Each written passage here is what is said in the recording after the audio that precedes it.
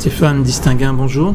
Bonjour Eric. Tu es le patron de Cap Digital et tu es l'un des acteurs du numérique en France. J'entends ici à Futur en Scène et en promenant un peu autour plein d'acteurs du numérique, mais aussi contents d'être là en train de montrer leur réalisation, leur projet. Et puis j'entends aussi des critiques sur le thème la France n'a pas de stratégie numérique. Où est-ce qu'on en est aujourd'hui? Pourquoi on ne peut pas faire mieux?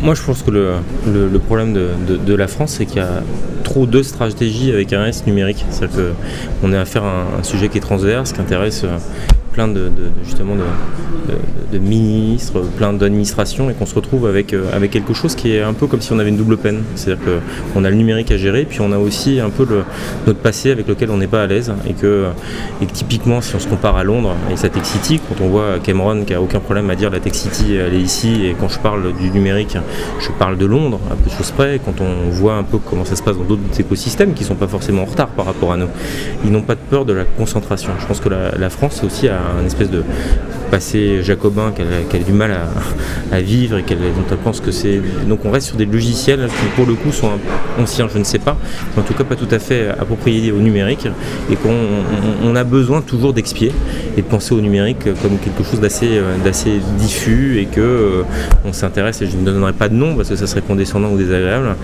par rapport à d'autres territoires, par rapport à d'autres initiatives, et que donc on trouve trop de stratégies numériques, et que j'ai du mal à vous dire si elles sont bonnes ou mauvaises, parce que je pense qu'il y en a beaucoup de très bonnes, mais qu'elles sont peut-être un peu trop nombreuses. La France n'aime pas le numérique alors? Je pense que la France a toujours un réflexe humaniste, toujours.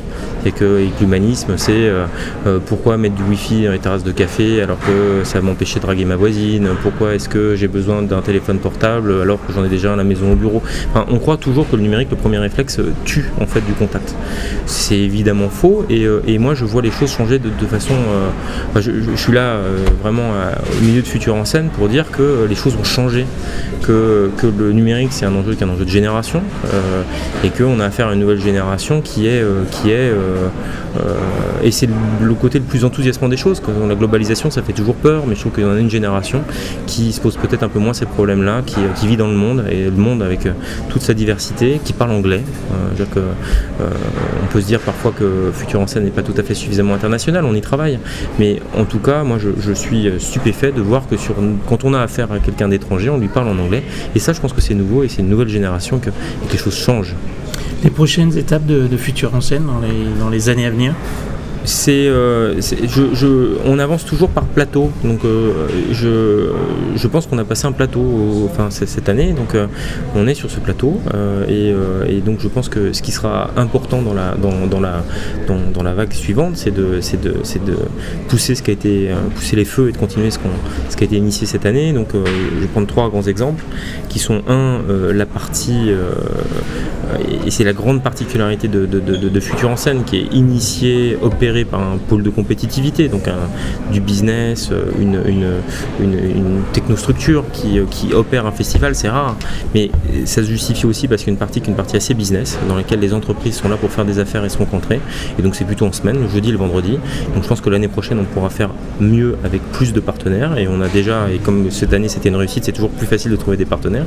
Certains sont prononcés, nous ont demandé de nous rejoindre l'année prochaine, donc je pense qu'on va gagner en volume. Je pense aussi qu'on gagnera en habitant encore mieux la Gaîté Lyrique et le CNAM, qui sont vraiment...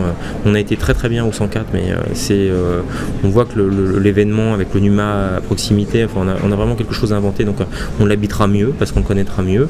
Et la troisième chose, c'est le contenu. C'est que je pense qu'on a d'excellentes conférences. On peut encore sans doute passer un cap sur ce contenu, et travailler là encore avec toutes les bonnes volontés pour faire plus et mieux. Super, l'année prochaine Stéphane, merci. Merci Eric.